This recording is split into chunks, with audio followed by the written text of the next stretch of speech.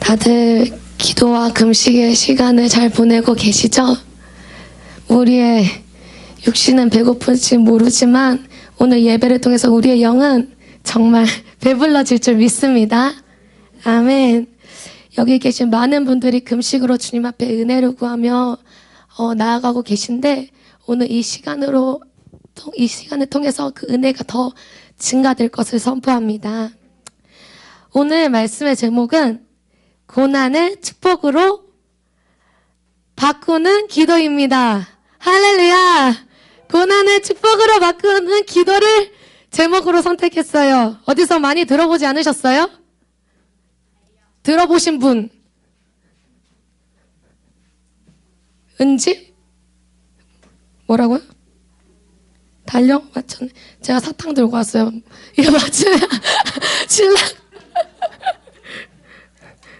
이거 우리 금식할 때 먹는 사탕인데 특별히 은지에게. 예, 감사합니다. 네, 맞아요. 이번 6월 달에 달력에 보면 고난을 축복으로 바꾸는 기도라고 이렇게 나와 있어요. 제가 이거를 어제 봤거든요. 근데 정말 제 마음에 확 클릭이 되는 거예요. 정말 우리 주님의 교회 가운데 고난을 축복으로 바꾸는 기도를 하길 원하시는구나라는 마음을 주셨습니다. 오늘 우리의 이 예배를 통해서 하나님께서 새로운 기도의 영을 부으실 것입니다. 아멘. 주님을 기대하고 갈망하십시오. 주님께서 새 일을 행하실 것입니다. 아멘. 고난을 축복으로 바꾸는 기도. 자, 그렇다면 주님이 이 제목을 우리 가운데 주셨다면 우리 가운데 지금 하나님께서 고난을 허락하셨다라는 말씀인데 제가 이 말씀을 준비하면서 제 마음 가운데 정말 고난과 역경을 마주하고 계신 분들이 있다라는 마음이 들었습니다. 그래서 진짜 이것은 실제적으로 보이는 어떤 상황의 어려움일 수도 있죠. 근데 제 마음 가운데 드는 감동은 내 안에서 보이지 않는 고난을 만난 분들이 계시다라는 마음이 들었어요. 그래서 알 수 없는 답답함, 내면에서 일어나는 갈등들, 그리고 수많은 생각들로 인한 내면의 싸움 가운데 계시다라는 마음이 들었습니다. 특별히 오늘 그러한 고난을 만난 분들이 계시다면 오늘이 그분에게 축복이 선포되는 날인 줄 믿습니다. 아멘.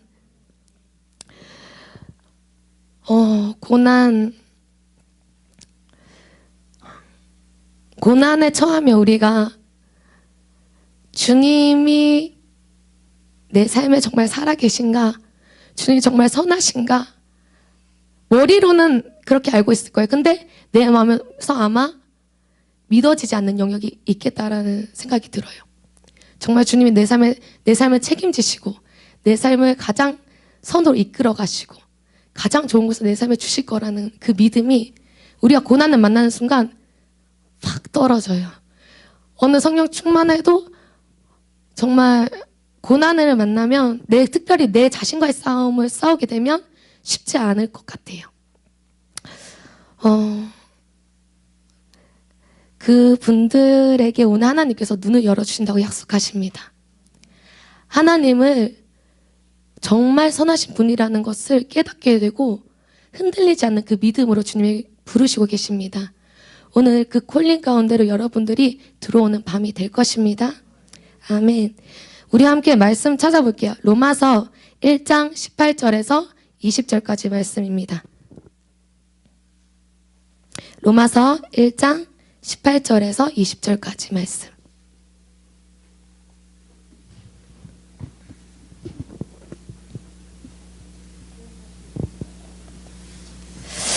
다 찾으셨으면 우리 한 목소리로 18절에서 20절까지 한번 읽겠습니다. 시작. 하나님의 진노가 불의로 진리를 막는 사람들의 모든 경건하지 않음과 불의에 대하여 하늘로부터 나타나나니 이는 하나님을 알만한 것이 그들 속에 보임이라. 하나님께서 이를 그들에게 보이셨느니라. 창세로부터 그의 보이지 아니하는 것들 곧 그의 영원하신 능력과 신성이 그가 만드신 만물에 분명히 보여 알려졌나니 그러므로 그들이 핑계하지 못할지니라. 우리 20절 한 번만 더 읽을게요. 시작.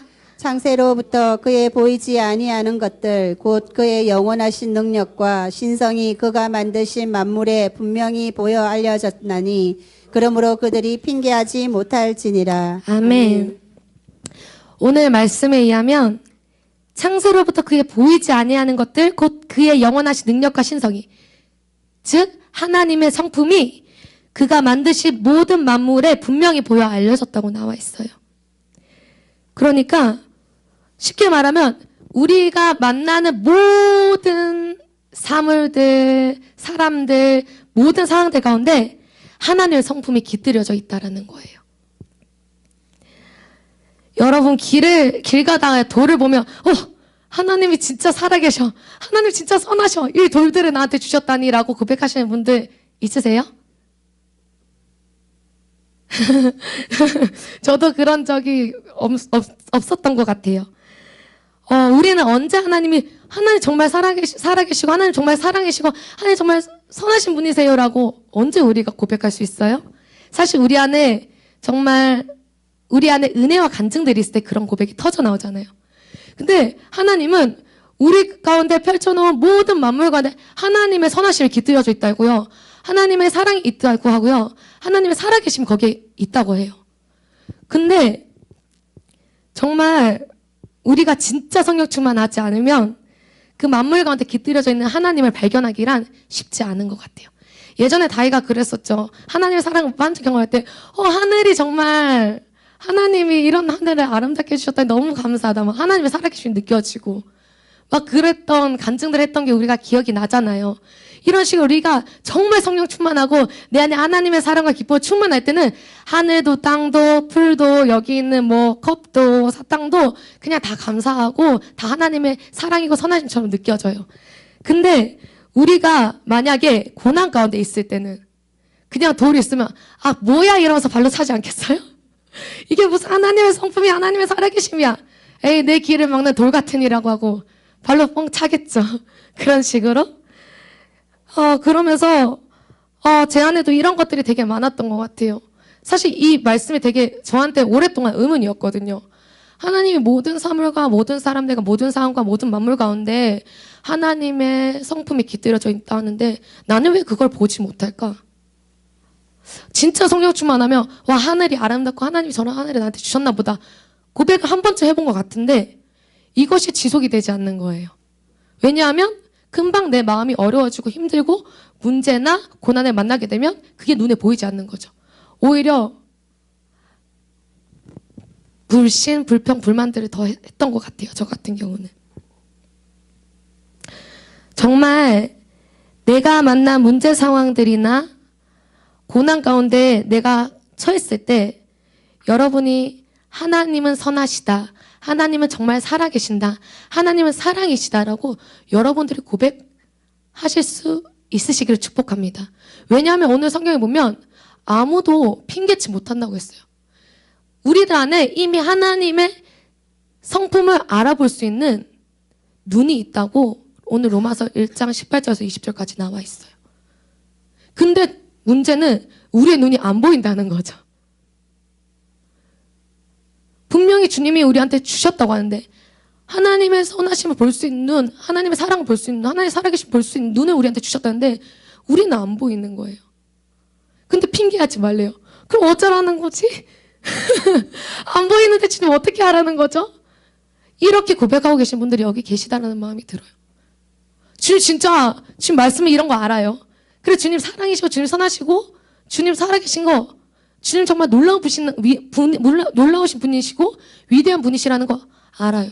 근데 내가 그걸 보지 못하겠어요. 내 눈을 제발 좀 열어주세요. 주님 나는 보이지 않습니다. 만약에 우리가 모든 것들을 바라볼 때 주님의 사랑과 선하심을 느낀다면 우리는 정말 천국에 사는 것 같을 거예요. 근데 이미 주님이 우리에게 이것들 주셨다고 하시고 이 말씀들 우리에게 살게 하실 능력을 이미 우리에게 주신 줄 믿습니다. 오늘 그것들을 되찾는 밤이 될 것입니다.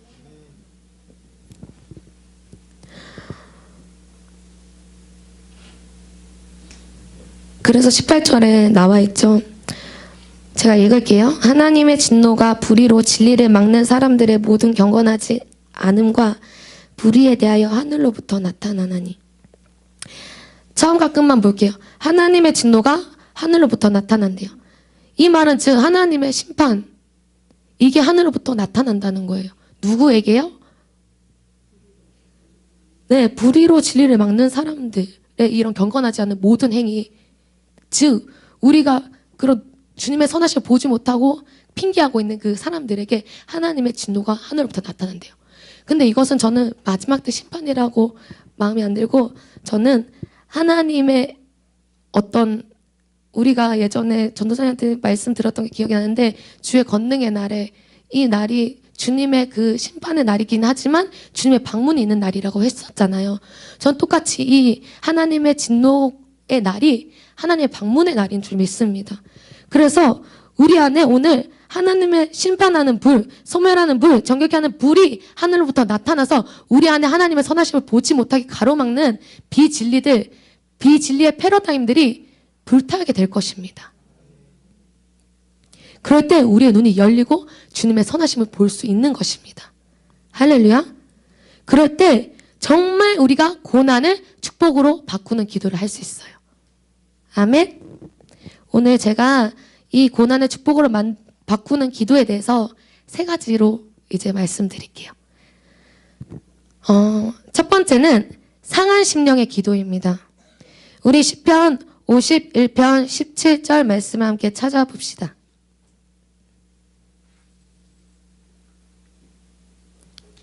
시편 51편 17절 말씀. 우리 다 찾으셨으면 한 목소리로 읽겠습니다. 시작. 하나님께서 구하시는 제사는 상한 심령이라. 하나님이여 상하고 통회하는 마음을 주께서 멸시하지 아니하시리이다. 아멘. 하나님께서 구하시는 제사, 하나님께서 원하시는 제사는 상한 심령으로, 상하고 통회하는 마음으로 드리는 제사래요. 하나님은 이 시즌 우리에게 찾으시는 마음이 있어요. 그것은 바로 상한 심령인 줄 믿습니다. 그래서 이미 여러분 가운데 마음이 상한 분들이 계실 거예요. 왜요? 내 안의 결핍들을 이 시즌 보고 있거든요. 내 안의 결핍뿐만 아니라 내 가정의 결핍, 내 사업장의 결핍, 또 이 교회의 결핍, 이 나라와 이 도시의 결핍의 때를 여러분들이 지금 보고 계십니다. 그래서 우리의 마음이 너무나도 상한 거예요. 이번에 제가요, 이번 금식 시즌에 저에게도 이런 상한 마음을 일으키는 제 안의 결핍을 보았습니다. 제 안에는, 이제 제가 간증하면서 이제 말씀을 계속 나눌 거예요. 제가 금식 시작하기 전에, 제가 여기 있는 다음 세대들이 다 금식 시작할 때 저는 한 일주일 뒤에 시작을 했거든요. 근데 막 애들이 다 저녁 때 금식을 하고 있고 저 혼자 밥을 먹고 있는데 왜 이렇게 미안한지, 뭔가 나도 빨리 금식해야 될 것 같고 뭔가 내가 잠들어 있는 것 같기도 하고 막 정죄감이 제 안에 밀려오기 시작을 했어요. 그래서 막 자유하지 못한 이런 마음들이 막 지속이 됐던 것 같아요. 다음 세대들 막 저녁으로 이제 금식할 때 이제 저는 그런 정죄감도 막 생기기 시작을 하고, 또 제가 WLI 갔다 와가지고 저가 알 수 없는 행동을 하는 거예요. 막 기름 부음 받는데 저도 이제 놀라는 행동을 하기 때문에 굉장히 제가 저 자신을 봤을 때 무서웠습니다. 그래서 남들이 봤을 때 얼마나 무서울까라는 생각했지만 이제 청량님이 하시는 거니까 이제 제한하지 않고 했는데, 막 이제 나중에 사역을 끝나고 이제 기름 부음 다 임파테이션하고 그 다음 날이 됐는데 나 너무 이상하게 한 것 같아. 뭔가 잘못된 것 같아. 뭔가 문제 있는 거 아니야? 막 혼자 막 자기정죄하고 있는 거예요. 아무도 뭐라 안 하는데. 사실 금식에 대해서도 그렇고 그 기름 부음 임파테이션 하는 거에 대해서도 아무도 뭐라 안 하는 거예요. 진짜 하나님도 저한테 뭐라 하지 않으시는데 저 혼자서 막 문제인 것 같고 막 이건 아닌 것 같아 막 이렇게 이제 생각을 하고 있고 그러면서 되게 스스로 이제 제 자신을 용납하지 못했던 모습을 이제 직시했던 것 같아요. 사실 이 시간들을 이제 지나면서 그 중간에 이제 목사님이랑 이제 정직한 소통을 했어요. 제가 또 아버지랑 소통의 시간이잖아요. 그래서 제가 이 기름 부음 이거에 대해서 이제 목사님에게 사실 이제 목사님이랑 대화 이제 생각을 못 하고 이제 전도사님한테 가려고 했는데 전도사님 열심히 기도하고 계신 거예요. 그래서 전도사님한테 말 못하겠다, 목사님한테 가야 되겠다 하고 목사님한테 얘기를 하는데 얘기하고 있는데 하나님께서 아버지랑 소통하라고 여기로 인도하셨구나라는 마음이 드는 거예요. 그래서 목사님이랑 이제 얘기를 이렇게 주고받고 고민을 이렇게 털어놓고 하는데 이제 목사님의 말씀이 그냥 확 이제 제 마음에 터치가 되면서 하나님 아버지가 날 그렇게 보시는구나라는 이제 생각이 이제 패러다임의 전환이 딱 일어났었어요. 그 뭐냐면 목사님 어떤 말씀하셨냐면 우리가 너의 커버가 되고 우리가 너를 보호하고 지켜줄 거야. 두려워하지 말고 마음껏 해. 이렇게 말씀하시는데 제가 그 순간에 눈에 이제 환상이 열렸었어요. 목사님한테 말씀 안 드렸지만 어떻게 보였냐면 울타리가 이렇게 있는데 제가 울타리에 막 박치기 하고 있는 거예요. 저는 근데 이 모습이 뭐냐면 내가 자기 정죄해가지고 밖으로 뛰쳐나가려고 하는구나 이거 알았어요. 아버지의 사랑이 이미 단단하게 울타리로 나를 치고 있는데도 불구하고 내가 자기 정죄로 아버지의 이 보호하심이 날 지키지 못해라고 이렇게 무너뜨리려고 제 혼자 그랬던 것 같아요. 그래서 이렇게 하고 있는데 절대로 무너지지 않는 거예요. 울타리가. 정말 탄탄하게 세워져 있는 거예요. 그러면서 제가 그 순간 뭘 알았냐면 내가 뭘 해도 아무리 실수하고 내가 넘어져도 아무리 내가 문제가 있을지라도 나는 절대로 이 아버지의 사랑 울타리를 빠져나가지 못하는구나. 이런 사랑의 확신이 들어왔었어요. 그러면서 이게 막 목사님이랑 얘기하는데 하나님 아버지의 마음이 다 이렇게 터치가 되면서 제 안에 그날 이제 좀 자유함이 임했어요. 그게 이제 지난주 목요일이었던 것 같아요. 그리고 이제 제가 금식을 이제 금요일부터 이제 시작을 했는데 저는 그렇게 자기정죄 문제가 끝난 줄 알았거든요. 근데 제가 또 자기정죄 문제들을 연달아 막 이제 드러나기 시작을 하는데 금요일날 이제 전도사님이 이제 제가 여기 앞에서 기도하고 있는데 찾아오셔서 물어보셨어요. 너 그 기름 부음 그 사역에 대한 어떤 불편한 마음 해결했니? 물어봤는데 제가 네 목사님이랑 대화하면서 해결했어요. 이렇게 얘기했거든요. 근데 전도사님이 회개 그만하고 그냥 이제 뭐 선으로 악을 이겨라 이렇게 이제 말씀을 저한테 주셨어요. 근데 회개 그만하고 난 해결했다고 말했는데 회개 그만하고 그럼 내가 잘못한 건가? 다시 이제 이 멘붕에 빠진 거예요. 그래서 일단 이제 기도 자리에 있다가 안 되겠다. 이거는 이제 물어봐야 되겠다. 내가 잘못한 거면 진짜 회개를 하든지 해야 되겠다. 또 정죄감이 밀려오는 거죠. 그래서 이제 전도사님 찾아가서 전도사님 제가 회개해야 될 게 뭐예요? 했는데 전도사님 회개? 그러면서 너가 회개한다고 얘기하지 않았냐? 그러니까 제가 해결했다고 이제 대답했어요. 그러니까 그럼 잘못 들어서 그렇게 얘기했다고 이렇게 이제 말씀하시는 거예요. 그러면서 제 안에 이제 또 정죄감의 문제가 한 번 탁 올라온 거예요. 금요일날 첫째 날에. 그래서 뭐지? 뭔가 좀 문제가 있는 것 같은데 근데 또 대화하면서 풀어졌으니까 또 마음이 기뻐서 이제 예배 준비하고 그날 그렇게 보냈거든요. 근데 이제 그 다음에 또 토요일이 됐어요. 이게 지난주 토요일이에요. 토요일날 대영이 얘기를 잠깐 할게. 대영이가 상담 신청을 했어요. 근데 이제 상담하는 과정 중에서 이제 대영이가 막 고민을 이렇게 털어놓는데 이제 제가 뭐 어떤 방향성이나 방향점이나 이런 것들 제시해주고 어떤 문제들을 이제 인식시켜주고 가이드를 해주는 시간들을 이제 가졌었거든요. 근데 그렇게 이제 말하고 분명히 이제 그렇게 말하면서도 막 너 문제야 막 이렇게 지적한 건 아닌데 문제를 오픈해주면서 이제 저는 이제 저 나름대로 얘를 잘 세워주고 당근과 채찍을 같이 주는 것처럼 같이 했는데 이제 하고 기도 자리에 앉았는데 갑자기 어떤 마음이 드냐면 주님은 대형의 연약함을 기다려주시지 않으실까? 이런 마음이 갑자기 문득 드는 거예요. 오히려 내가 문제를 얘기하는 것도 좋지만 주님이 기다려주신다고 얘기한다면 이 아이가 하나님이 날 기다려주시면 내가 열심히 해야지라는 마음으로 반응하지 않았을까? 이런 마음이 들기 시작을 하는 거예요. 그러면서 그러면 어쩌면 내가 대영이한테 가르친 말들이 문제만 지적하고 어떤 내가 가진 기준들로만 얘기하는 어떤 것일 수 있겠구나라는 마음이 들었던 것 같아요. 그러면서 제 안에 그 순간 주님이 딱 주신 생각이 뭐였냐면 나도 나를 뭐라고요? 나도 나를 그런 식으로 너는 문제야. 너는 문제이기 때문에 하나님이 이렇게 주지 않는 거야. 이렇게 생각하고 있는 것 같은 거예요. 그러니까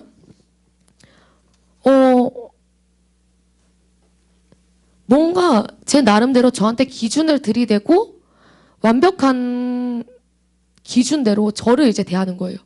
그러니까 이 완벽한 기준에 못 미치는 나에 대해서 정죄감을 받아들이고 또 내가 다른 사람들을 대할 때도 볼 때도 그런 거예요. 완벽한 기준으로 바라보는 거죠. 스스로 나도 완벽한 기준으로 바라보고 나도 그렇게 여기고 있으니까 상대방도 그렇게 보는 거예요. 그러면서 내 안에 이런 문제가 있구나라는 게 그냥 확 그냥 인식이 됐던 것 같아요. 그러면서 진짜 뭔가 내 안에 뭔가 문제가 있는 것 같다. 뭔가 하나님이 나를 용납해 주시고 하나님 날 기다려 주시는데 불구하고 나는 뭔가 지체들 용납해 주지 못하고 기다려 주지 못하는 영역이 있는 것 같다. 라는 마음이 들면서 내 안에 정말 하나님이 날 용납해 주시는 사랑에 대해서 내가 잘 모르는구나라는 게 깨달아졌어요. 그러면서 제가 그날 되게 마음이 괴로웠어요. 그날 토요일 날 기도하면서 이제 하나님 앞에 제 눈을 열어주십시오. 왜냐하면 제가 하나님을 아는 만큼 상대방도 하나님의 시각으로 바라볼 수 있잖아요. 제가 하나님이 나를 용납해 주시는 만큼 나도 다른 사람도 용납할 수 있는 것 같은 거예요. 근데 이게 안 되는 제 자신을 보면서 하나님을 더 알고 싶고요. 나를 용납해 주시는 하나님의 사랑을 알고 싶어요. 나는 여전히 정죄감의 문제가 있는 것 같아요. 하면서 막 기도를 하는데 주님이 그날 제 안에 두 가지 이제 생각의 패러다임의 전환이 있었어요. 사실 이거는 지금 기도와 관련돼서 이제 다른 간증을 얘기하고 있는데 제가 이 간증이 필요하신 분들이 계실까 싶어서 이제 말씀드리는 거예요. 뭐냐면 제가 그날 내 눈을 열어주세요. 나를 용납하시는 아버지의 선하심을 보길 원합니다. 아버지 사랑을 알려주세요라고 막 부르짖으면서 기도하는데 제가 대영이랑 상담하기 전에 노트에다가 뭘 적어놨냐면 값비싼 대가라는 단어를 적었어요. 어떤 책을 보고 그냥 눈에 확 클릭이 돼서 그냥 적어놨어요. 왜 적어놨는지 몰라요. 그냥 클릭이 돼서 그냥 적어놨어요. 값비싼 대가라는 단어를 적어놨는데 기도하는 날 갑자기 값비싼 대가라는 딱 단어가 딱 떠오르면서 하나님께서 제 안에 잘못된 패러다임을 조명하신 거예요. 뭐냐면 제가 이때까지 사실 이제 제가 여기까지 오는 과정에 있어서 사실 20살 때 하나님 앞에 이제 부르심을 가지고 기도하다가 21살 때 제 삶을 이제 주님 앞에 드리기 시작했어요. 그러면서 제 학위를 드렸고 제 시간과 어떤 물질의 이런 영역들 다 주님 앞에 맡겨드리면서 정말 이제 주님 앞에 계속 순종하면서 드리면서 이렇게 왔던 것 같아요. 근데 저는 한 번도 제가 드린 것이 하나님 앞에 소중한 거 드렸다고 생각해 본 적이 없어요. 그냥 아무것도 아닌 거, 가치 없는 거, 진짜 나 가진 것도 없는데 뭐 항상 그때 찬양했으니까 나 가진 것 작을지라도 주께 전부 드려야 하는데 진짜 내가 그렇게 여기는 거예요. 가진 거 가치 없는 거 그냥 주님 앞에 드려요. 그래서 나는 이게 하나님이 값비싼 대가라고 받으셨다고 한 번도 생각해 본 적이 없어요. 근데 그날 기도하는데 윤정아 너가 드린 그 시간과 그 학위와 너의 삶을 내가 가장 값비싼 대가로 받았다라고 말씀하시는 거예요. 이게 왜 제가 그랬냐면 제가 저를 존중해 주지 못한 거예요. 그러니까 제가 가진 것도 존중하지 못하는 거죠. 제가 자유의지를 들여서 하나님 앞에 드리는 것 자체가 하나님은 가장 값비싸다고 하시고 가장 소중하다고 하시고 가장 귀하다고 여기시는데 내가 볼 때는 나를 존중히 여기지 않으니까 이거 드린 것도 별거 아닌 거예요. 근데 하나님이 그 시간에 딱 저한테 조명해 주시면서 네가 드린 시간, 네가 드린 학위, 네가 드린 삶 그거 정말 값비싼 것이었다 하면서 주님이 그렇게 말씀하셔서 제가 머리가 어디 한 대 딱 맞은 것 같아요. 진짜 한 번도 그렇게 생각해 본 적이 없거든요. 예언기도 들으면 너의 이런 삶을 드렸던 헌신에 대해서 내가 기뻐한다. 머리는 알지만 이게 헌신이 그렇게 난 큰 헌신이라고 생각해 본 적이 없거든요. 물론 제가 가진 모든 것들이 주님의 것이에요. 근데 여러분들이 가진 것들 다 주님의 것이에요. 근데 여러분의 자유의지를 대해서 주님 앞에 순종으로 드린 것들 하나님 이것을 희생제사로 받으십니다. 여러분을 굉장히 존중하시는 분이세요. 가장 소중한 걸 드렸다고 주님이 여기세요. 혹시나 여러분의 지난 삶 가운데 내가 드린 것들이 아무것도 아닌 것 같고 내가 드린 시간, 내가 드린 헌신, 내가 드린 기도 정말 아무것도 아닌 것 같은 거. 아니에요. 주님은 그것을 가장 값비싼 대가로 여기십니다. 그래서 그것들이 계속 정말 소중하다고 주님 말씀하시는 거예요. 그러면서 제 안에 이런 감동이 밀려서 하나님이 이렇게 날 존중하시는구나. 자기정죄하고 있던 내가 완벽한 기준에 못 미치는 내가 하나님이 값비싼 대가를 내가 너 받았다라고 말씀하시는 순간 뭔가 내 존재가 이렇게 상승되는 것 같은 거예요. 하나님의 자녀로. 그렇게 하나의 패러다임 전환이 일어나고 두 번째로 어떤 패러다임 전환이 일어났냐면 제 안에는 믿지 않은 가정에서 태어났고 그리고 깨어진 가정에서 자랐기 때문에 사실 믿는 가정의 아이들 또 부모님들이 깨어지지 않은 가정의 아이들이 굉장히 부러웠어요. 다 사람마다 다르겠지만 제가 피해의식인 것 같아요. 뭔가 깨어진 가정에서 태어났기 때문에 믿지 않는 가정에서 자랐기 때문에 다른 사람들보다 나는 더 많은 에너지를 써서 하나님 앞에 나아가야 된다고 생각했어요. 그러면서 여러분들이 가지고 있는 생각일지도 모르겠어요. 다른 사람보다 나는 정말 많은 힘을 들이고 주님 앞에 나아가는 것 같아. 다른 아이들보다 더 많은 생각의 공격을 가지고 나아가는 것 같아. 적어도 믿지 않은 가정에서 믿는 가정에서 태어났다면 부모님이 있는 가정에서 태어났다면 내가 하나님 아버지의 선하심을 그렇게 오해할 리가 없을 텐데 내가 이렇게까지 공격받는 이유? 이거 믿지 않는 가정에서 태어나서야 깨어진 부모에서 태어나서 낳기 때문이야. 이렇게 제가 생각하고 있었나 봐요. 무의식 중에. 근데 제가 이걸 깊이 생각한 것이 아니거든요. 제 안에 항상 이것 때문에 힘들다는 생각을 가지고 있었나 봐요. 근데 주님이 그때 빛을 확 조명하시면서 뭘 알게 하셨냐면 그때 주님 말씀하셨어요. 저한테. 윤정아, 너는 아버지를 잃어봤기 때문에 아버지의 소중함을 누구보다도 잘 아는 사람이다.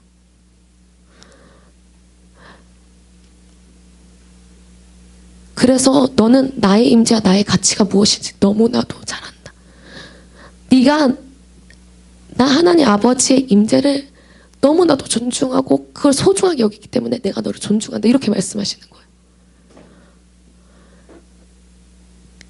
이런 경우 말고요. 여러분 삶에도 하나님께서 잃어버린 것들을 여러분 삶에 다 잃어버린 영역들이 있으실 거예요. 뭔가 내 삶에 없었다고 처음부터 없었다고 생각했던 어떤 영역이 있을 거예요. 그것에 대해서 하나님 아버지가 뭐라고 말씀하시냐면 너는 없어봤기 때문에 나의 사랑이 무엇인지 가장 잘 아는 자다. 너의 관계에 힘들어 봤기 때문에 관계가 깨어져 봤기 때문에 너의 삶에 많은 어려움들이 있어 봤기 때문에 너는 나의 임재와 나의 사랑과 나의 가치를 누구보다 잘 아는 자다. 그래서 너가 나를 존중하지 않냐? 나도 너를 존중한다라고 말씀하시는 줄 믿습니다.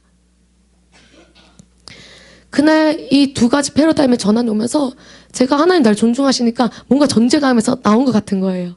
그래서 와 신난다 이러면서 이제 두 가지의 이거 패러다임의 전환이 있으니까 너무 기쁘더라고요. 제 마음 가운데. 그래서 두 가지 패러다임의 전환이 있으면 동시에 들었던 생각이 뭐냐면 와 내가 이런 식으로 하나님을 보지 못하는 왜곡된 진리의 패러다임이 굉장히 많겠구나라는 마음이 들었어요. 로마서 1장에 보면 우리 아까 전에 읽은 것처럼 모든 만물간에 하나님의 성품이 깃들여졌다고 하는데 그것들 보는 눈이 있다고 하는데 내내 그것들을 보지 못하는 많은 비진리의 패러다임이 진짜 많겠구나. 그중에 두 개 나 이렇게 해결받는 이렇게 기쁜데 내가 모든 것들 볼 때마다 하나님의 사랑을 느끼고 하나님의 선하심을 느끼게 되면 얼마나 좋을까. 오늘 저는 여러분에게 이런 눈을 열어주고 싶어 하시는 것 같아요. 그러면서 제가 굉장히 기쁜 상태 토요일 날 그게 온 다음에 주일이 됐어요.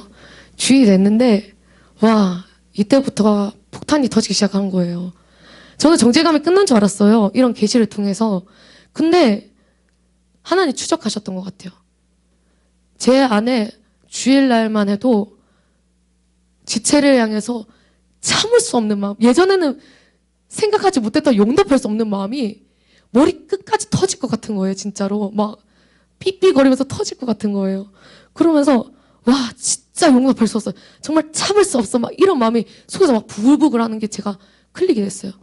그러면서 아 내가 정상이 아닌 것 같다. 물론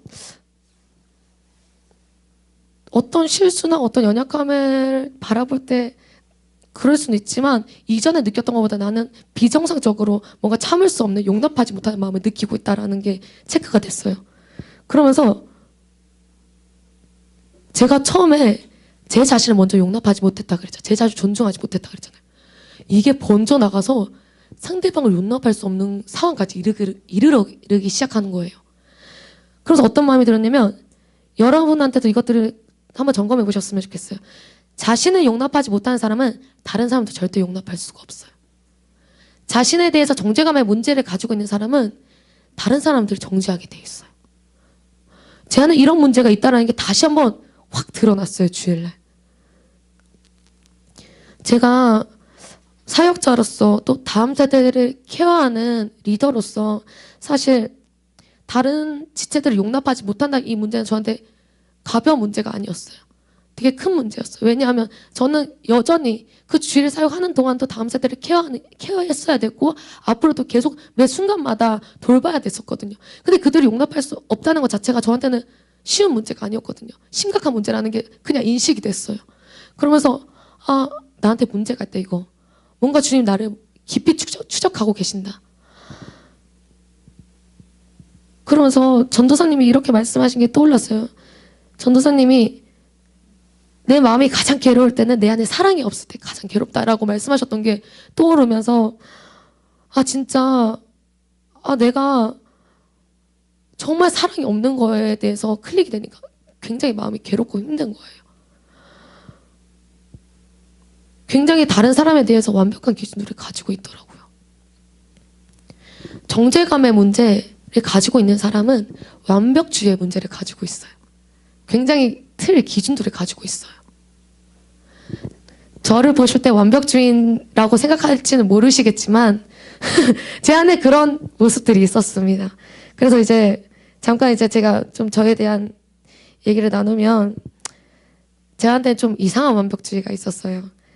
제가 사역하거나 일을 감당할 때 사실 완벽하게 감당하고자 하고 잘 감당해야 되는 이런 욕구가 제 안에 있었거든요.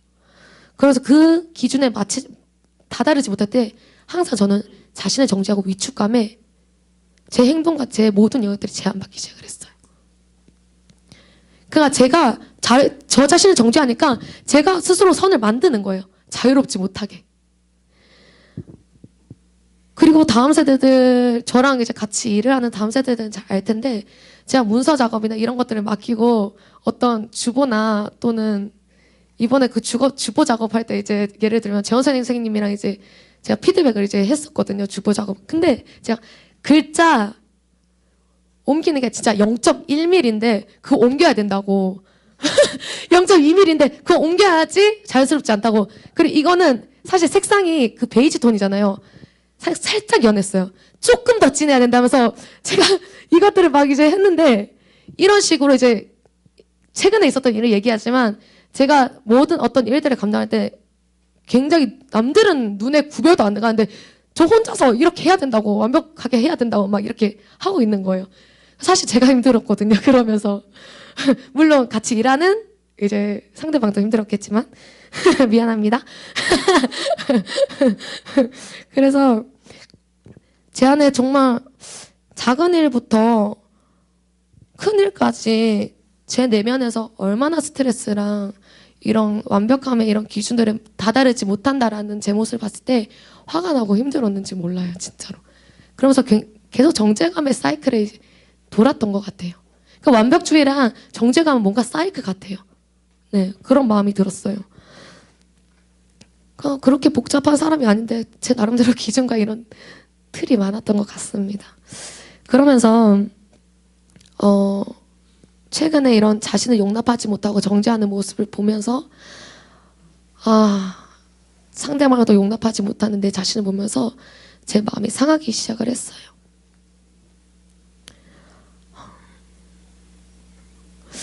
정말로 제 마음에 소원이 뭐였냐면, 이번에 올해 들어서 계속 이제 목사님이 한번 선포하셨던 말씀인데, 나를 본 자가 아버지도 보았다고 말씀하신 그 예수님처럼 살고 싶은 거예요. 정말 나를 통해서 하나님의 선하심을 느낄 수 있었으면 좋겠다, 지체들이. 나를 통해서 하나님의 사랑을 좀 느꼈으면 좋겠다. 나를 통해서 그냥 아버지를 만났으면 좋겠다라는 내 바람이 제 안에 계속 있는 거예요. 근데 제가 스스로 아버지의 사랑을 제가 용납하지 못하니까 이것들을 지체들이 흘려보낼 수 없는 거예요. 남을 용납할 수 없고. 제 마음이 너무 상했던 것 같아요. 그러면서 먼저 아버지가 나를 어떻게 보시는지 알아야 다른 지체들을 주님의 시각으로 볼 수 있겠다는 생각이 들면서 제 안에 많은 비진리의 패러다임을 주님 앞에 깨달라고 이제 기도하기 시작을 했어요. 오늘 제 안에 드는 마음은 여러분 안에 아버지를 제대로 보지 못하게 막고 있는 비진리의 패러다임들을 하나님께서 깨뜨리기를 원하십니다. 오늘 하나님 아버지를 제대로 보지 못하게 가로막는 모든 거짓된 생각들은 떠나갈 것을 선포합니다. 아멘. 하나님 아버지는 나를 용납하시는 분이고 하나님 나를 사랑하시는 분인데 왜 머리로는 알겠는데 왜 그 하나님을 내가 보지 못할까?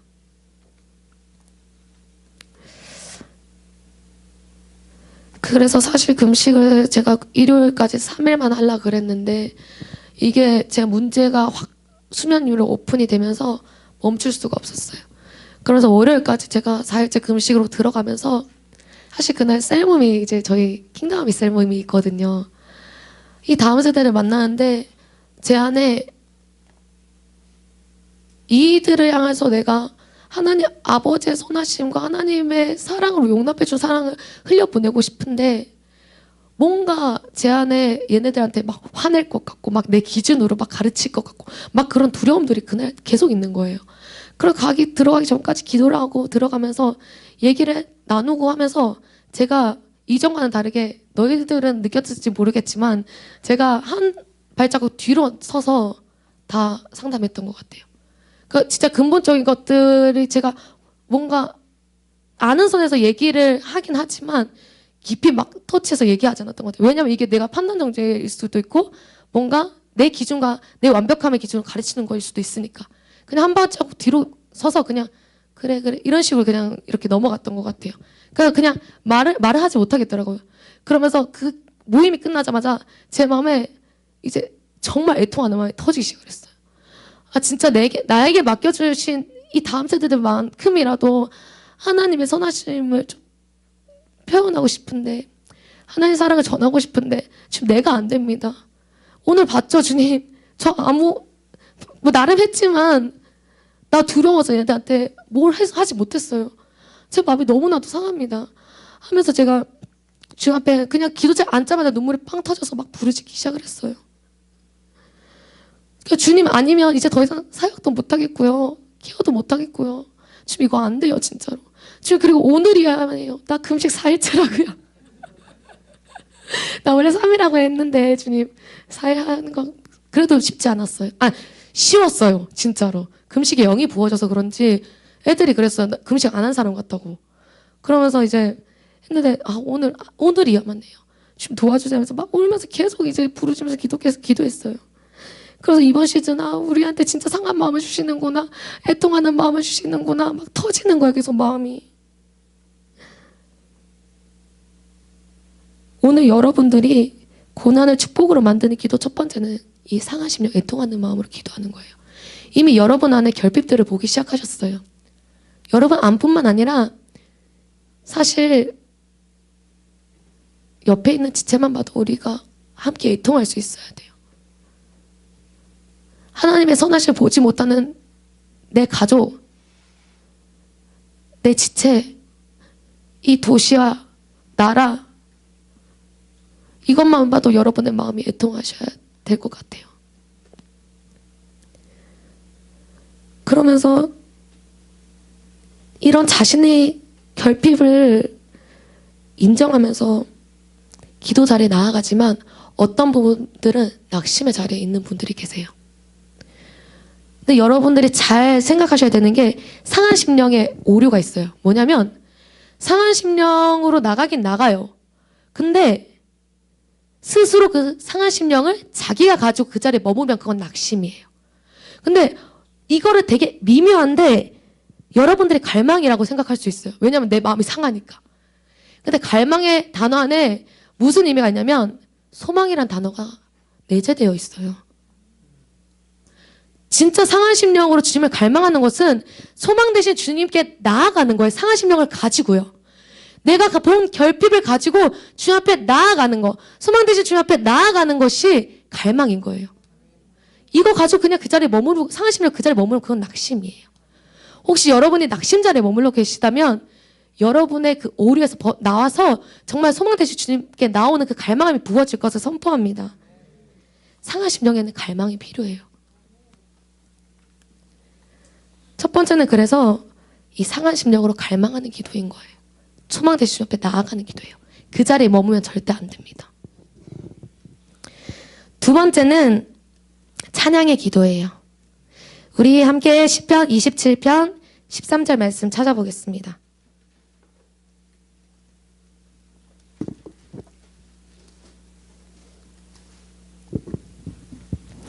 시편 27편 13절 말씀입니다. 다 찾으셨으면 한 목소리로 읽겠습니다. 시작. 내가 산자들의 땅에서 여호와의 선하심을 보게 될 줄 확실히 믿었도다. 아멘. 이 고백이 너무 멋있지 않아요? 저는 진짜 너무 마음이 터치가 됐어요. 이 고백을 보면서. 다윗이 사실 쫓기는 상황이었거든요. 대적들이 막 일어나서 내 주변을 에워싸는 상황이었거든요. 근데 다윗이 고백하는 거예요. 내가 이 땅에서 여호와의 선하심을 보게 될 줄 확실히 믿었도다. 아멘? 확실히 믿었도다.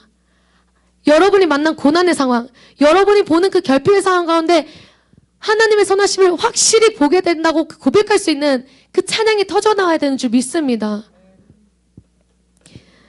낙심이 아니라 갈망의 자리로 나아갔을 때 제 안에 놀라운 일이 일어났어요. 제가 자리에 앉아서 주님 도와줘 소망 대신 주님께 이제 나아가서 내 문제 결핍을 가지고 나아가면서 제가 울면서 막 기도하는데 제가 어떻게 고백했냐면 주님 나는 연약합니다. 진짜 내 눈을 열어서 아버지를 알게 해주세요. 진짜 내 눈을 열어서 선하신 아버지를 보게 해주세요. 난 지금 보지 못합니다. 지금 선하신 주님을 보지 못하는데 근데 주님은 그러나 여전히 선하신 분이십니다. 내가 거짓된 패러다임에 속아서 선하신 주님을 보지 못하고 있지만 주님이 여전히 선하신 분이십니다. 어제나 오늘이나 앞으로도 영원히 주님은 선하신 분이십니다. 막 울면서 그렇게 부르짖었어요. 주님 내가 내 자신을 볼 때 정죄감의 문제를 가지고 있고 내가 아버지 사랑을 용납하지 못하는 연약함을 가지고 있습니다. 나는 이렇게 아버지 사랑을 몰라요. 아버지 사랑을 볼 수가 없어요. 아버지의 선하심을 볼 수가 없어요. 근데 주님이 선하신다라는 거 나 알아요. 주님은 선하신 분이세요. 그래도 선하신 분이세요. 그럼에도 선하신 분이세요.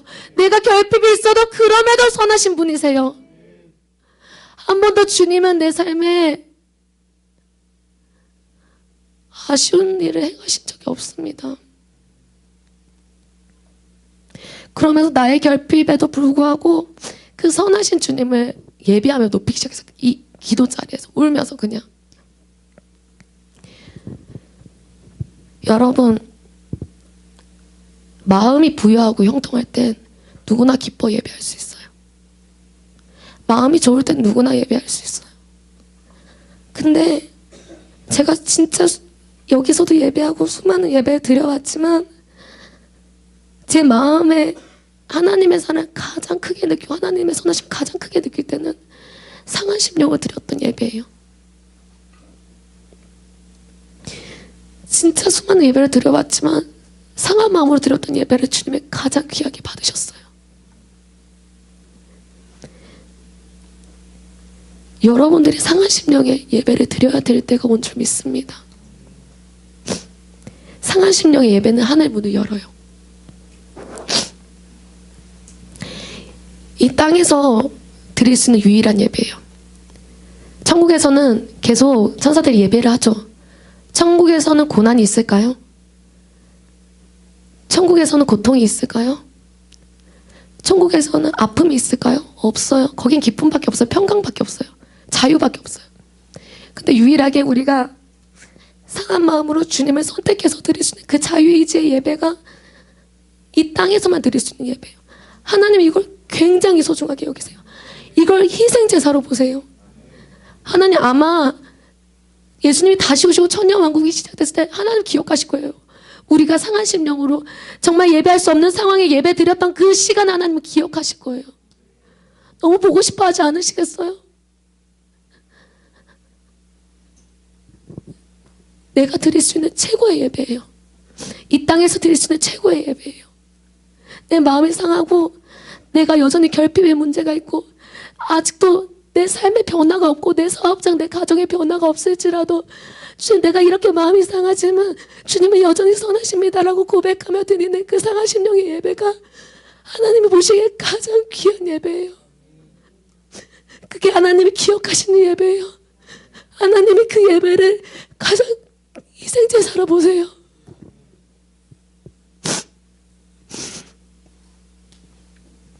이 땅에서 드릴 수 있는 유일한 예배를 우리가 드릴 수 있기를 원합니다.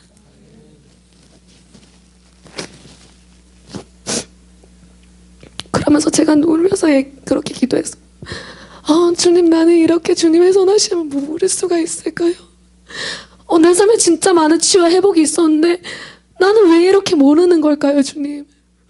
정말 내 눈 좀 열어주세요. 주님의 사랑을 좀 더 제가 깊이 깨닫게 해주세요. 주님 여전히 선하신 분이시잖아요. 내가 이래도 주님 선하신 분이시잖아요.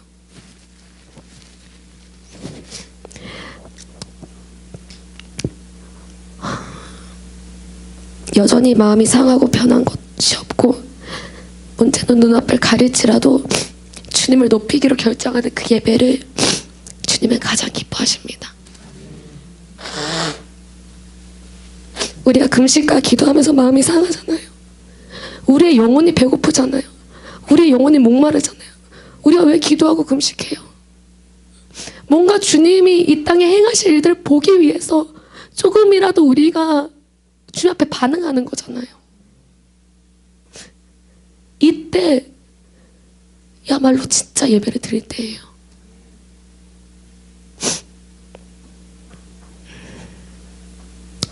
내가 산자들의 땅에서 여호와의 선하심을 보게 될 줄 확실히 믿었도다. 이 다윗의 고백이 여러분의 고백이 되시기를 축복합니다. 하늘문이 그럴 때 열려요.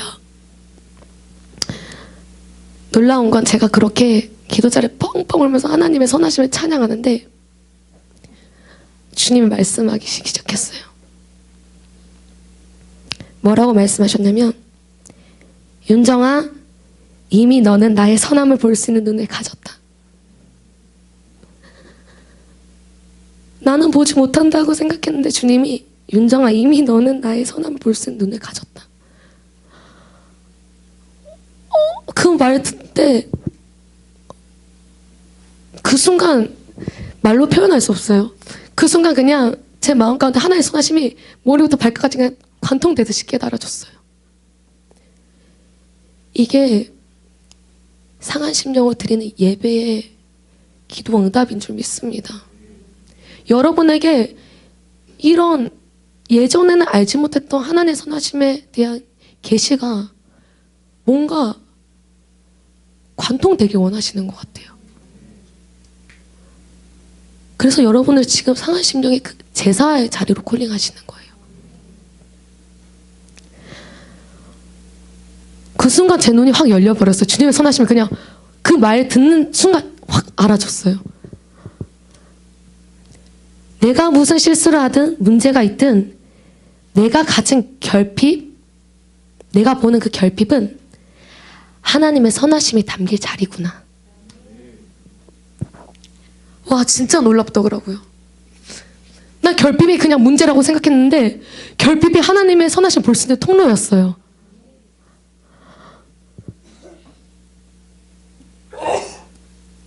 와, 이제 있잖아요. 제가 저의 결핍 보잖아요. 그럼 하나님 선하시다 이렇게 고백이 나와요. 어떤 지체의 결핍을 보잖아요. 와, 하나님 선하시다 고백이 나와요. 우리가 가진 결핍은 하나님이 그분의 선하심을 드러낼 수 있는 통로가 돼요. 진짜 이거 그림으로 그려야 될 것 같아요.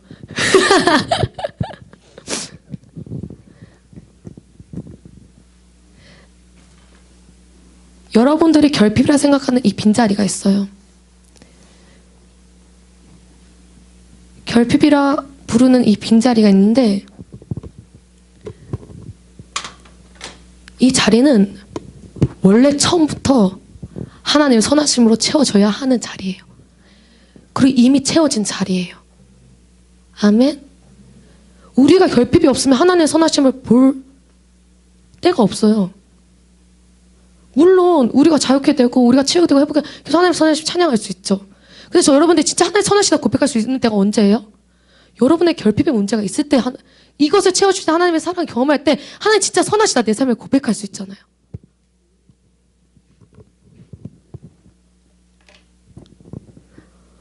이제 결핍 오면 와, 하나님 선하시다 바로 고백이 나오기 시작했어요.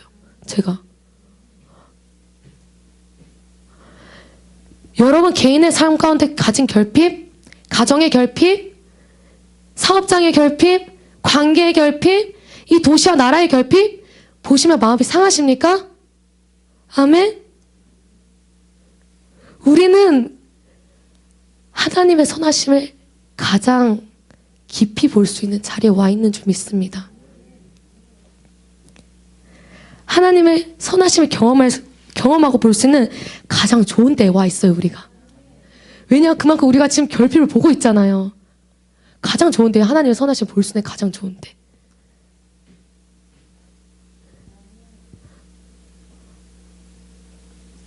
여기에서 이제 필요한 거 뭔지 아세요? 상한 심령을 예배하고 찬양 드렸잖아요. 그 저에게 주셨던 이런 계시가 여러분에게도 이 시간 계속 흘러가고 있고 여러분에게도 이루어질 것입니다. 여기에서 이제 필요한 건 우리의 믿음이에요. 이제 우리가 어떻게 기도하기 시작하냐면 첫 번째 상한 심령으로 기도하고 두 번째는 우리가 찬양으로 주님 앞에 기도 올려드리고 세 번째는 이제 믿음의 기도를 올려드릴 차례예요. 이제 결핍을 볼 때마다 하나님 선하시다라고 볼 수 있어야 돼요. 이건 우리의 믿음이 필요한 영역이에요. 주님이 반드시 이 결핍을 회복하게 하실 거야. 주님이 반드시 이 결핍을 이루실 거야. 주님이 반드시 결핍을 채우실 거야. 주님이 반드시 변화시키실 거야. 결핍을 올 때 이 고백이 자동적으로 터져 나와야 돼요. 믿음의 고백으로요. 그래서 주님 저한테 말씀하셨어요. 나는 결핍으로 인한 갈망을 통해 나의 일들을 풀어내고자 한다. 결핍이 있는 곳에 너희의 갈망이 있고 난 이곳에 나의 선함을 나타내길 원한다. 난 너희의 그 갈망을 통해 난 일하길 원한다. 지금 이 자리에 주님 부르시고 계신 거예요. 최고의 갈망의 자리로 부르시고 계신 거예요. 왜요? 주님의 선하심을 보여주기 위해서. 사랑으로 채우길 원해서요. 놀라운 건 무엇인지 아세요? 주님이 저한테 말씀하셨어요. 이미 너의 결핍을 온전케 하는 예수 피가 너에게 주어지지 않았냐? 우린 이미 주님의 선하심을 경험할 수 있어요. 우리의 결핍을 이미 예수 피로 채우셨거든요. 이미 예수님의 보혈로 우리의 결핍을 온전하게 완전하게 이루셨거든요. 우리가 찬양했잖아요. 그 피가 우리를 완전하게 해. 할렐루야. 이미 우리의 결핍에는 예수님의 피가 채워져 있어요. 이미 하나님의 선하심이 채워져 있어요. 없는 게 아니에요. 여기에서 우리가 보지 못하는 거는 하나님의 선하심, 하나님의 사랑을 보지 못하는 건 우리에게 가려져 있던 어떤 잘못된 패러다임 때문에 그래요. 이미 채워져 있어요. 이걸 이제 믿음으로 우리가 봐야 돼요. 그 순간 제가 그 음성을 듣고 주님이 바로 뭐라고 말씀하셨냐면, 네 삶에 이때까지 원수가 정죄감을 참수하고 있었던 영역이 있었는데 오늘 기름 부음 가운데 그것들이 끊어졌다. 아멘. 하나님의 선하심에 대한 계시가 오고 이것들이 믿어지잖아요.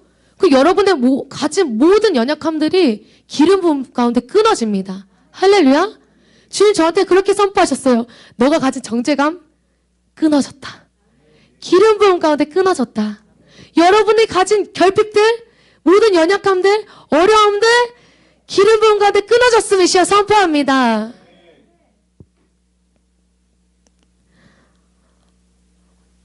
그러면서 제 안에 엄청난 기쁨과 알 수 없는 눈물들이 계속 터져 나오기 시작을 했어요. 진짜 주님 이렇게 나를 사랑하시나. 정말 내가 너무 결핍만 받구나. 이미 채워진 그 주님의 선하심을 내가 진짜 보지 못했구나. 눈이 열려서 주님의 선하심이 보이는 거예요.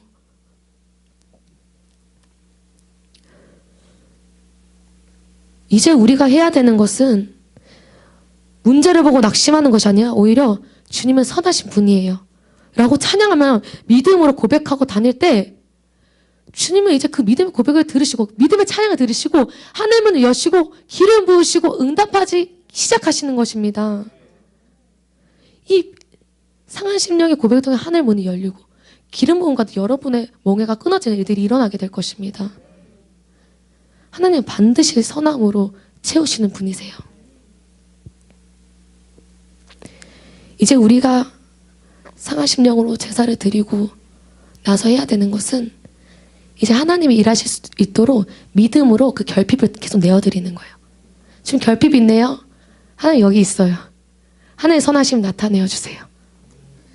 하나님 여기 나의 문제 있어요. 여기 좀 부족해요. 하나님 선하심 채워주세요.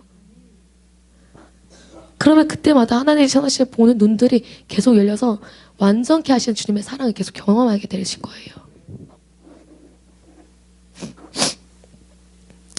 진짜 고난을 축복으로 바꾸는 기도는 내가 만난 문제 상황, 고난을 겪는 것 같은 이 시간 가운데 하나님은 선하시다고 고백하는 거예요. 기쁠 때나 슬플 때나 어느 상황에 상관없이 주님은 선하시다. 주님은 사랑이시다. 주님 내 삶에 살아계신다. 계속 내 입술로 계속 찬양하고 선포하고 고백하는 거예요. 믿음으로. 끝까지요.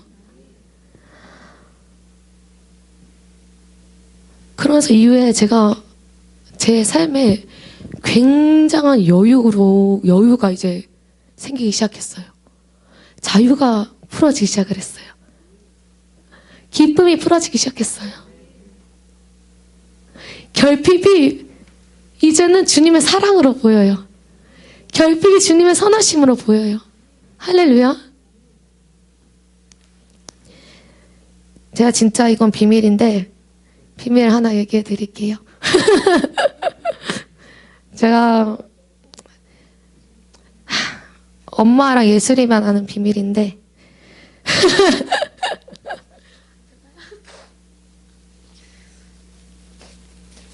제가 정제감이 사라지고 나서 굉장히 제 안에 마음의 여유가 생기고 완벽한 이런 기준 그런 것들이 좀 사라지면서 마음의 평안이 찾아오는데 제가 목욕탕을 가면요 제가 두 손으로 이렇게 두 손을 이렇게 미는데 진짜 이 두 손만 미는데 30분 걸려요. 이건 비밀인데 두 손만 미는데 30분이 걸려요. 제가 이 30분 미는 동안 최근 이제 저번에 이제 예슬이랑 목욕탕 갔을 때 예슬이는 온 몸을 3번 때를 밀었어요. 제 손 하는 동안. 그러면서 제가 다 밀 때까지 기다리고 있는 거예요. 저는 이제 사실 이제 진짜 때가 안 나올 때까지 박박 밀거든요. 좀 이상하죠? 이상한 완벽주의가 있었다니까요. 온몸을 그렇게 밀어요. 그러면서 저는 이제 목욕탕 기본 땜이는데 2-3시간은 정말 충분하게 필요하거든요. 좀 시간이 많이 필요해요. 그래서 목욕할 때. 이건 비밀인데. 예. 근데 이게 좀 간증할 게 있어서 이제 공개하는 거예요. 이게 뭔가 제 자신을 용납하지 못하는 거에서 나왔나 봐요. 그래서 제 안에 완벽주의나 이런 정제가 문제가 있으니까 제 기준이 있는 거야. 때가 안 나올 때까지 빡빡 밀어야 된다. 이런 이상한 30분 동안 두 손만 밀고 있는. 근데 제가 오늘 목욕탕을 갔다 왔거든요, 아침에. 근데 제가 온몸을 때를 미는데 거의 1시간? 1시간 만에 다 밀었어요. 진짜 신기하지 않아요? 저 사실 있잖아요. 때 밀 때 생각 못 했거든요? 근데 제가 있잖아요. 교회 와서 기도치 앉았는데, 오늘 진짜 때 빨리 밀었네? 이런 생각이 드는 거예요. 그래서, 뭔가 바뀌었다. 왜 이러지? 생각해보니까, 내 정제감에 문제가 해결이 돼서, 이게 진짜 드러났구나. 근데 진짜 덜 민 게 아니라 제 몸 다 뽀송뽀송 하거든요, 지금? 1시간 다 밀었거든요, 진짜로. 다 되게 뽀송뽀송해요, 그래서. 그래서 바로 가서 이제 예슬한테, 야, 예슬아, 언니 오늘 1시간 만에 밀었다? 이러니까 얘가 깜짝 놀란 거예요. 야, 언니 진짜 바뀌었다. 지금 뭔가 돌파되긴 됐나 보다 하면서 막 축하한다면서 막. 진짜 신기했어요. 와, 1시간 만에 제가 때를 다 밀었거든요. 예, 이런 간증이 이제 제 삶에 있었어요. 네. 네, 전 좀 이런 이상하게 제 완벽주의가 조금씩 있는데 제가 좀 찾아봐야 될 것 같아요. 이제 나중에 삶에서 달라진 것들이 많을 것 같아요. 예, 그래서 이런 간증이 하나가 있었고 또 하나가 더 있었는데 뭐냐면 무엇보다 제가 다른 결핍들을 보기 시작할 때 하나님 앞에 제일 먼저 기도하는데 놀라운 건 하나님한테 이 결핍의 문제를 가지고 기도하기 시작할 때 하나님이 선하신 일들이 나타나기 시작하셨어요. 제가 어떻게 기도하냐면요. 결핍의 문제가 딱 있을 때 올려드리면서 하나님, 주님 드디어 선하심을 나타내실 때입니다. 주님 이제 드디어 주님께서 선하신 일들을 나타내실 때입니다. 이렇게 기도했거든요. 근데 와 놀라운 거는 하나님께서 그 결핍의 구덩이를 하나님의 선하심으로 채우시기 시작하시는 거예요. 그리고 제가 이 기도하기 전부터 제가 알아지는 건 이 결핍을 하나님께서 하나님의 선하심으로 채우실 것이라는 게 믿어졌어요, 제 안에. 그래서 그런 고백이 나왔던 것 같아요. 그랬더니 와 진짜 어떤 일들이 있었냐면 제가 이것도 제 마음에 이제 한 3개월 동안 마음에 고민이었는데 3개월은 아니다. 2월이니까 2달 고민이었는데 1월 달부터 주일학교에 3명밖에 없었어요. 많았던 이제 애들이 이제 주빈이나 예은이, 채원이 이제 올라오면서 주원이, 주와 은찬이 3명인 거예요. 그 넓은 소외 배실에 덩그러니 3명만 앉아 있는 거예요. 근데 와 얘네들이 지나가는데 이런 말을 했다는 거. 주일학교 망했어요. 이렇게 얘기한다는 거예요. 그래서 막 마음이 너무 상하는 거예요. 와 진짜 이거 어떻게 하나 하면서. 근데 이제 제가 어제 이 주일학교 3명 남은 아이들을 두고 이 결핍의 문제자 사실 부족함이 보이는 문제잖아요. 그래서 그거를 가지고 제 옆에 나가면서 주님 드디어 주님의 선하심을 보이실 때입니다. 이러면서 이제 기도했어요. 기도하니까 와 놀라운 거 주님이 이것들을 올려드릴 때 그러니까 주님의 선하심을 계속 찬양한 거예요. 이거 올려드리면서 믿음으로 창조적인 지혜를 다운로드해 주기 시작하셨어요. 주일학교에 대한. 정말 놀라웠어요. 제가 생각지도 못한 주일학교 예배에 대한 패러다임을 전환을 시켜주셨고 전략들을 저한테 주셨어요. 그래서 사실 이것들이 이제 더 구체적인 것들 아주 꾸며다 가야 되는 것 같은데 저는 그 하나님께 선하신 주님을 계속 찬양하고 믿음 올려드렸을 때 이 창조적인 지혜가 다운로드 되는 거 보면서 굉장히 실제적으로 하나님의 선하심을 경험하는 시간이 됐던 것 같아요. 진짜 믿음이 하늘의 일들을 풀어내는 통로가 돼요. 이런 식으로 우리가 보는 모든 결핍된 상황들에 대해서 하나님의 선하심을 나타내실 것들을 기대하고 믿음으로 나아간다면 하늘의 놀라운 응답들이 다운로드 되기 시작할 것입니다. 우리의 삶 가운데요. 그러면서 제가 상상해봤어요. 와 이런 식으로 하면 치유도 일어나겠다. 병든 자를 봤을 때 진짜 아까 전에 했던 것처럼 이 사람의 결핍이 있습니다. 근데 어차피 이건 제가 할 수 있는 영역이 아니거든요. 이 결핍은. 이거 이미 인정하고 가는 거예요. 그래서 주님 앞에 요청하는 거예요. 하나님, 지금 선하심 나타내실 때예요. 그렇게 하나님이 하늘에서 하늘의 일들을 풀어서 땅 가운데 풀어주신다라는 마음이 들어요. 그 병자를 치유하실 거예요. 그리고 믿지 않는 가족에 대해서 이렇게 선포한다고 생각해 보세요. 돌아와 오는 일들이 일어나는 거예요. 재정도 채워지고요. 사업장도 돌파가 되고요. 개인적인 문제도 다 돌파가 되기 시작하는 거예요. 이건 하늘의 일들을 풀어낼 수 있는 열쇠인 줄 믿습니다. 여러분들이 어떤 문제와 결핍을 가지고 계시는지 여러분보다 하나님이 더 잘 알고 계세요. 성경에 보면 우리의 머리털까지 다 세신다고 말씀하시잖아요. 다 아세요. 그리고 하나님은 이미 여러분의 결핍을 하나님의 선하심을 채우실 준비를 마치셨습니다. 근데 이것을 당길 수 있는 거, 볼 수 있는 것은 이제 우리의 믿음이 필요한 거예요. 난 여전히 문제야. 난 여전히 결핍이 있어.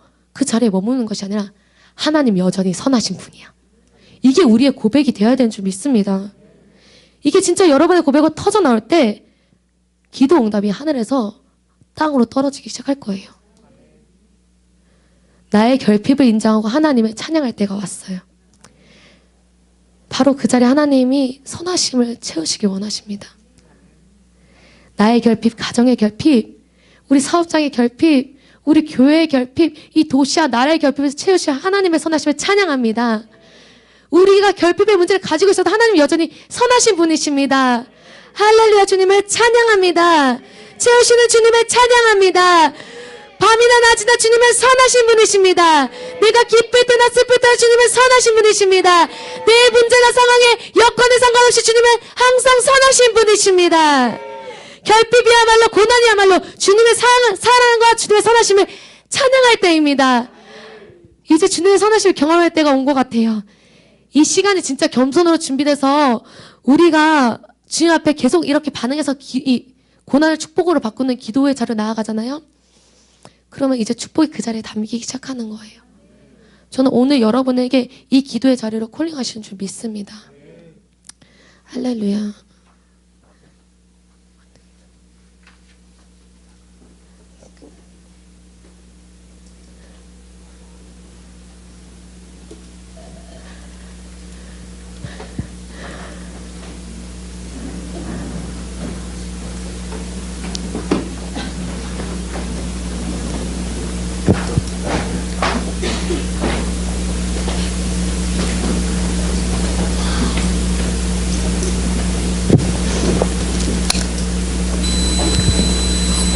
우리가 만난 결핍, 지금 만난 고난의 상황들, 지금이야말로 주님의 선하심을 경험할 때인 줄 믿습니다. 어떤 분들은 지금 상한 심령의 자리로 콜링하시고 계신 분들이 있어요. 근데 기억하셔야 할 것은 상한 심령 가진 채로 그 자리에 머무는 것이 아니라 소망 되실 주님께 나아가셔야 돼요. 이게 첫 시작점이에요. 주님 앞에 나아가지 않으면 주님의 선하심을 볼 수 있는 이런 제한이 돼요. 왜냐하면 낙심 때문에 눈이 가리는 거예요. 또 어떤 분들은 이제 하나님은 내 안에 결핍이 있고 여전히 문제가 있지만 하나님이 여전히 선하신 분이십니다라고 찬양하고 나가셔야 될 분들이 계세요. 이것은 하늘 문을 여는 키예요. 제가 오늘 돌파와 간증들을 나눌 수 있었던 가장 큰 열쇠였어요. 내가 여전히 결핍의 문제가 있으나, 내가 여전히 고난 가운데 있으나 주님 여전히 선하신 분이십니다. 이 땅에서 드릴 수 있는 최고의 예배, 하나님 오늘 그 예배를 기다리세요.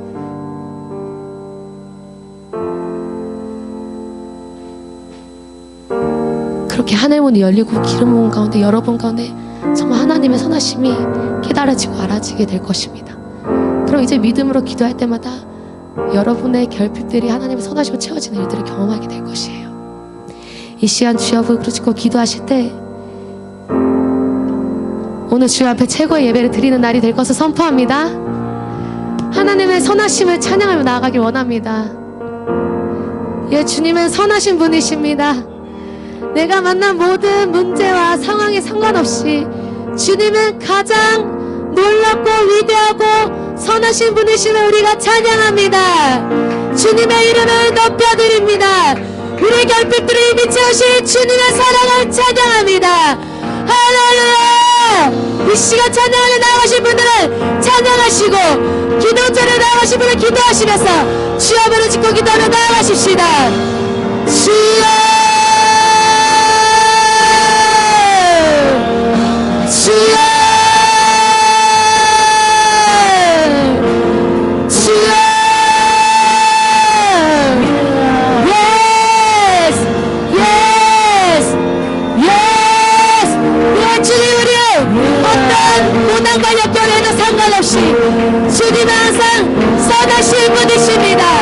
예, 주님은 나사는 예, 가장 좋은 일들을 베푸시는 분이심을 시간 찬양합니다.